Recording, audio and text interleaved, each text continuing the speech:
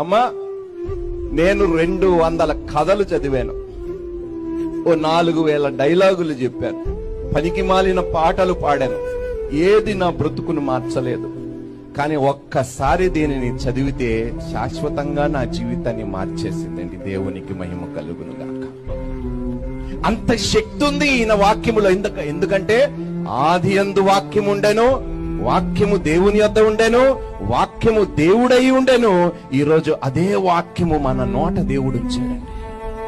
అది పలకమంటున్నాడు దేవుడు. నువ్వు నోరు బాగుగా తెరువు, నేను దానినే. మనం దేనికోసం తెరుతున్నామండి నోర్లు? పనికి మాలిన పనుల కోసం, పనికి మాలిన మాటల కోసం. కానీ జీవము కలిగిన మాటలు పలకండి క్రైస్తవులారా.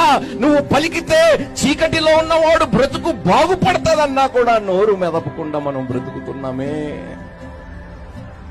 ఒక్కసారి ఆలోచించండి ప్రియ సంఘమా, మనం చేస్తున్నది కరెక్టేనా? మనం చేస్తుంది కరెక్టేనా? మౌనంగా ఉండటం వలన క్రైస్తవ్యానికి లాభమా నష్టమా?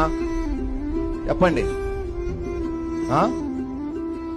మంచి చెయ్యటము తెలిసి కూడా చెయ్యకపోవటము పాపము.